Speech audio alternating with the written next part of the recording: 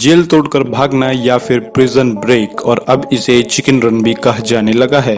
कमाल की बात यह है कि फिल्मों या वेब सीरीज में जेल तोड़ने की घटना को एक शान माना जाता है। उस सीन को देखना रोंगटे खड़े कर देता है, लेकिन असल जिंदगी की बात करें तो एक भयानक सुरक्षा से लैस जेल को तोड़ना कोई आसान काम नहीं है।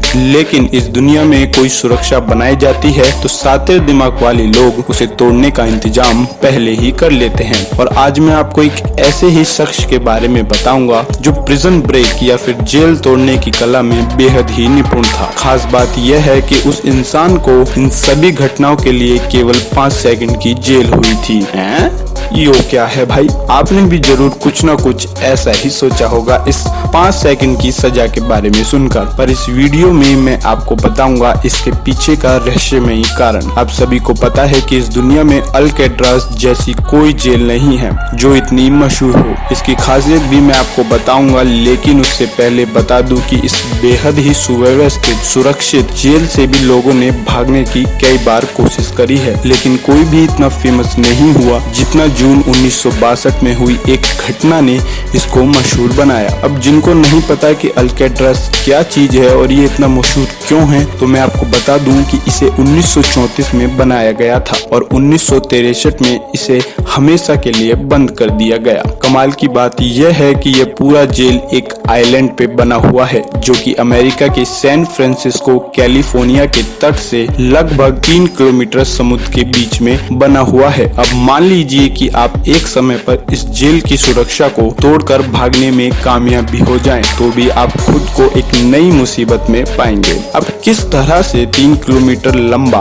और गहरा समुद्र पार करेंगे? असल में ये जेल उन कैदियों के लिए बनाई गई थी जो और जेलों में रहकर परेशानी का सबब बन चुके थे। वे कभी वहाँ गुंडागर्दी करते तो कभी वहाँ से भाग जाते। इस जेल को बनाकर उनका इलाज किया गया। ये इतना सुरक्षित था कि दुनिया के सबसे मशहूर जादूगर हुडीनी भी इसे तोड़ने में असफल रहे थे। लेकिन फिर आया फ्रैंक मोरिस नाम का ये कैदी। आज भी ये माना जाता है कि इस आदमी का IQ दुनिया के 2% उच्च कोटि के लोगों के बराबर था। वह कोई आम अपराधी नहीं था, और अगर कोई था जो इस जेल को तोड़कर भाग सकता था तो वह बस फ्रैंक था। सबसे पहले उसने जेल में ही अपने साथी बनाए जिनका नाम जॉन और एलन था। उसमें जल्दबाजी में अपना प्लान बनाया। उसने देखा कि पूरी जेल के बरामदे में एक 3 फुट चौड़ी खिड़की लगी हुई है। महीने बीते और इस समय में फ्रैंक जितना ज्यादा हो सके ग्रिल्स बिट्स का इंतजाम कर रहा था। इसके अलावा उसने एक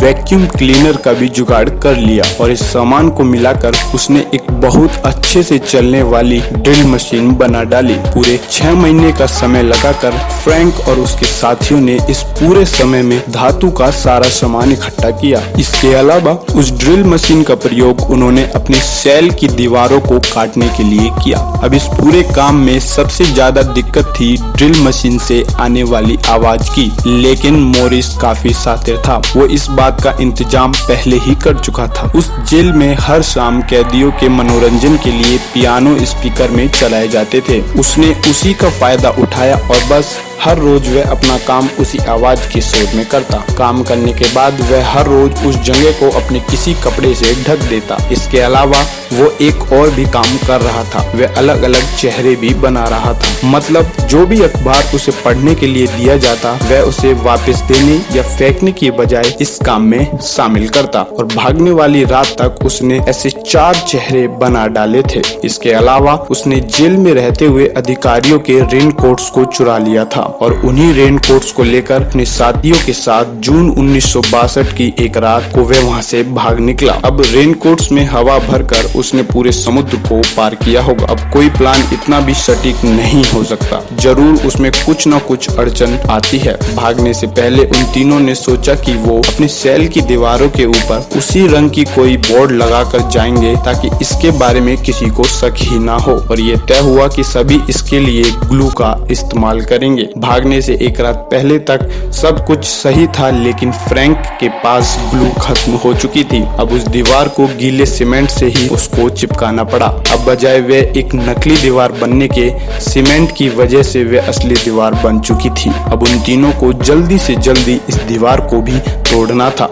उनके पास समय बिल्कुल नहीं था। सबसे पहले फ्रैंक निकला, उसके बाद जॉन निकला, लेकिन बेचारा एलन उसी दीवार में फंस गया और उनको उसके बिना ही भागना पड़ा। वो एलन को पीछे छोड़ गए अपना सारा कांड बताने के लिए, और इसी साथी की वजह से वे दोनों पकड़े भी गए। इसके बाद उन दोनों को जेल भी हुई। जेल ले जाते समय ही जैसे फ्रैंक काल कोठरी के अंदर घुसा कि अचानक वह पलटे खाकर नीचे गिर गया था। तुरंत ही डॉक्टरों को बुलाया गया पर वह उसे बचा ना सके। इसी के साथ वह ये 5 सेकंड का टैग अपने साथ ले गया। FBI के मुताबिक फ्रैंक को किसी ऐसे अनजान जीव ने समुद्र पार करते दौरान काटा होगा। इन सभी चीजों के बजाय अगर वह अपना ये शातिर दिमाग किसी सामाजिक कार्य में लगाता तो आज उसका बहुत बड़ा नाम होता। दोस्तों, जैसा कि हर बार मैं कहता हूँ, form is temporary but class is permanent. Like की इतनी जरूरत नहीं जितनी इस वीडियो से कुछ सीखने की।